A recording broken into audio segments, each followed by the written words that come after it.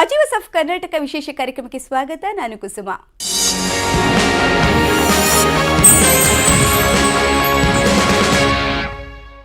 ನಮ್ಮ ಕರುನಾಡಿನಲ್ಲಿ ಎಷ್ಟೋ ಮಂದಿ ಸಾಧಕರು ಎಲೆಮರೆಕಾಯಿಯಂತೆ ಯಾವುದೇ ಫಲಾಪೇಕ್ಷೆ ಇಲ್ಲದೆ ಸೇವೆ ಸಲ್ಲಿಸುತ್ತಿದ್ದಾರೆ. ಯಾವುದೇ ಪ್ರಚಾರದ ಹಂಗಿಲ್ಲದೆ ಸೇವೆ ಸಲ್ಲಿಸುತ್ತಿರುವ ಇಂಥವರನ್ನ ವಿಜಯ ಕರ್ನಾಟಕ ಹೆಕ್ಕಿ ತೆಗೆದಿದೆ. ಎಲೆಮರೆಕಾಯಿಯಂತಿರುವ ಇಂತಹ ಸಾಧಕರನ್ನು ಕರ್ನಾಟಕದ ಹೆಮ್ಮೆಯ ದಿನಪತ್ರಿಕೆಯಾಗಿರುವ ವಿಜಯ ಕರ್ನಾಟಕ ಸನ್ಮಾನಿಸಿ ಪ್ರಶಸ್ತಿ ನೀಡಿ ಗೌರವಿಸಿತು. ಇದರ ಜೊತೆಗೆ ಕಲ್ಯಾಣ ಕರ್ನಾಟಕದ ಸಾಧಕರ ಸಾಧನೆಯನ್ನೊಳಗೊಂಡ ಪುಸ್ತಕವನ್ನು ಕೂಡ ಮಾಜಿ ಸಚಿವರಾದ ಎಂಬಿ ಪಾಟೀಲ್ ಹಾಗೂ ನಟಿ ತೇಜಸ್ವಿನಿ ಬಿಡುಗಡೆ ಮಾಡಿದ್ರು. ಬೆಂಗಳೂರಿನಲ್ಲಿ ನಡೆದ ಕಾರ್ಯಕ್ರಮದಲ್ಲಿ ಕಲ್ಯಾಣ ಕರ್ನಾಟಕ ವ್ಯಾಪ್ತಿಯ ಜಿಲ್ಲೆಗಳಲ್ಲಿ ಸಾಧಕರನ್ನು ಗೌರವಿಸಿದ ಕಂಪ್ಲೀಟ್ ಡೀಟೇಲ್ಸ್ ಇಲ್ಲಿದೆ ನೋಡಿ.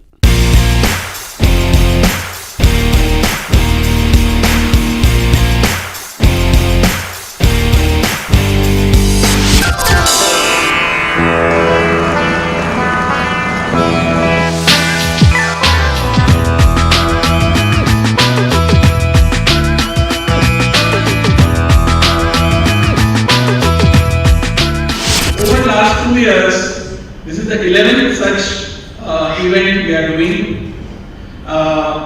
where we basically focus on local entrepreneurs in different areas of Karnataka. In this case, from areas in Hubballi and Belagavi, edition of Vijaya Karnataka. And I am so happy that when we see an economic times function, it's a very business-like function that very few people are able to attend, very prestigious. And when you see a Vijaya Karnataka event, you will feel it's like a family event.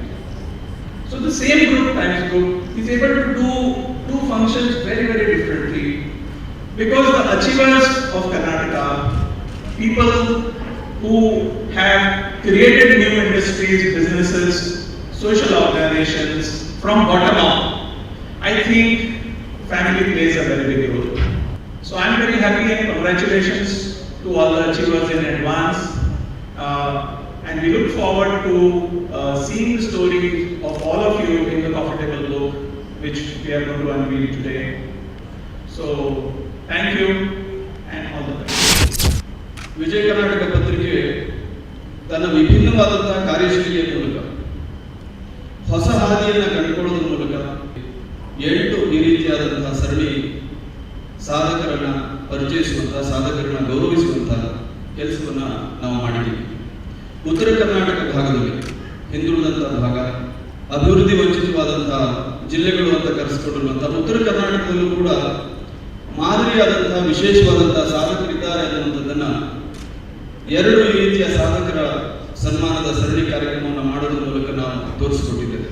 ಎಲೆಮನೆಯ ಕಾಯಾಗಿದ್ದಂತಹ ಸಾಧಕರನ್ನ ಅನೇಕರು ಈಗಾಗಲೇ ಪರಿಚಿತರಾಗಿರ್ತಾರೆ. ಪರಿಚಿತ ಆಗಿರುವಂತವ್ರನ್ನ, ಹೆಸರು ಮಾಡಿರುವಂತವ್ರನ್ನ ಬಿಟ್ಟು ಯಾರು ಎಲೆಮನೆಯ ಕಾಯಾಗಿ, ಅದು ನಿಜವಾದಂತಹ ಸೇವೆ, ಯಾರಿಗೂ ಗೊತ್ತಿಲ್ಲದೆ ಇರೋ ಹಾಗೆ, ಮಾಧ್ಯಮದಲ್ಲಿ ಪ್ರಚಾರ ಇಲ್ಲ, ಹೊರಗಡೆ ಈ ಸನ್ಮಾನಗಳಿಲ್ಲ, ಆ ಥರದ ವ್ಯಕ್ತಿಗಳನ್ನ ಗುರುತಿಸಿ ನಾವು ಸನ್ಮಾನಿಸುವಂತಹ ಕೆಲಸವನ್ನು ವಿಜಯ ಕರ್ನಾಟಕದ ಮೂಲಕ ಹಮ್ಮಿಕೊಂಡಿದ್ದೇವೆ. ಈ ಕಾರ್ಯಕ್ರಮ ನನ್ನ ದೃಷ್ಟಿಯಲ್ಲಿ ಅತ್ಯಂತ ಅರ್ಥಪೂರ್ಣ, ಉಪಯುಕ್ತ ಹಾಗೂ ಪ್ರೋತ್ಸಾಹದಾಯಕ ಕಾರ್ಯಕ್ರಮ.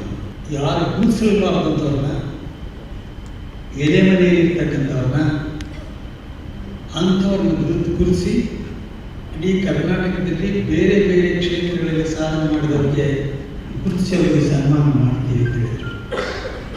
ಪ್ರಜಾಪ್ರಭುತ್ವದಲ್ಲಿ ಒಂದು ಮುಖ್ಯವಾದ ಅಂಶ ಅಂದರೆ to reach the unreached and include the excluded.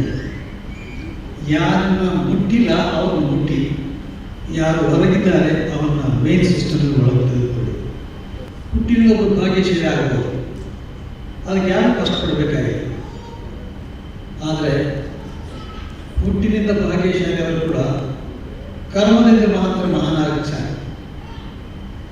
जन्म से व्यक्ति भाग्यवान बन सकता है, मगर कर्म से महान बनता है. ಅದಕ್ಕೆ ಸಾಧನೆ ಮಾಡಬೇಕಾದ್ರೆ ಆ ಆಯ್ಕೆ, ಆ ಗುರಿ, ಆ ನಿರ್ಧಾರ ಏನು ಸಾಧನೆ ಮಾಡ್ತಾರಲ್ಲ, ಸಾಧನೆ ಮಾಡ್ತಕ್ಕಂಥ ಕೆಲಸ ಇವತ್ತು ಸಾಧಕರ ಗುರುತಿ ಸನ್ಮಾನ ಕೊಡುವಾಗ ಬಹಳ ಚೆನ್ನಾಗಿ ಕಾಣ್ತದೆ. ಅದರಿಂದಿದ್ದಂಥ ಪರಿಶ್ರಮ, ಕಷ್ಟ, ಏಕಾಗ್ರತೆ ಇವನ್ನೆಲ್ಲ ನೋಡಿದಾಗ ಸಾಧನೆ ಆಗ್ತದೆ. ಯಾಕಂದರೆ ಸಾಧನೆ ಲಾಟ್ರಿಯಲ್ಲಿ ಸಿಗುವುದಿಲ್ಲ. ಸ್ವಾಭಾವಿಕವಾಗಿ ಈ ಉತ್ತರ ಕರ್ನಾಟಕ, ಮಧ್ಯ ಕರ್ನಾಟಕ, ದಕ್ಷಿಣ ಕರ್ನಾಟಕ ಈ ಹೋಲಿಕೆಗಳು ಸಹ ನಾವು ನೋಡಲಿಕ್ಕೆ ಸಾಧ್ಯ ಆಗ್ತದೆ. ಇವತ್ತು ವಿಜಯ ಕರ್ನಾಟಕದವರು ಪತ್ರಿಕೆಯವರು ಈ ಸಾಧಕರನ್ನ ಗುರುತಿಸಿ, ಉತ್ತರ ಕರ್ನಾಟಕದವ್ರನ್ನ ಸಾಧಕರನ್ನ ಗುರುತಿಸಿ, ಯಾಕಂದ್ರೆ ಬೇರೆ ಬೆಂಗಳೂರು ಸಂಚಿಕೆ ಇರ್ತದೆ, ಕ್ಯಾಪಿಟಲ್ ಸಂಚಿಕೆ ಇರ್ತದೆ, ಆದರೆ ಎಲ್ಲರೂ ಗುರುತಿಸಿ ಇವತ್ತು ತಮಗೆ ಗೌರವಿಸ್ತಾ ಇರುವಂಥದ್ದು ಈ ಅಸಮಾನತೆಯನ್ನ ತೊಡೆದು ಹಾಕಿ ಆ ಸಮಾನತೆ ಕಡೆ ಸಹ ತಾವೆಲ್ಲರೂ ಕೂಡ ಈ ಸಾಧನೆ ಮಾಡಿದರೆ ತಮ್ಮ ಒಂದು ಸಾಧನೆಯನ್ನ ಗಮನಿಸಿ ಇನ್ನುಳಿದವರು ಕೂಡ ಸಾಧನೆಗಳನ್ನು ಮಾಡಿ ಒಂದು ಸಮಗ್ರ ಕರ್ನಾಟಕ ಆಗಬೇಕು, ಎಲ್ಲ ಕಡೆ ಸಮಾನಾಂತರವಾದಂತಹ ಅಭಿವೃದ್ಧಿ ಆಗಬೇಕು ಅಂತ ತಿಳ್ಕೊಂಡು ಈ ಕಾರ್ಯಕ್ರಮವನ್ನು ಸಹ ಮಾಡಿದ್ದಾರೆ.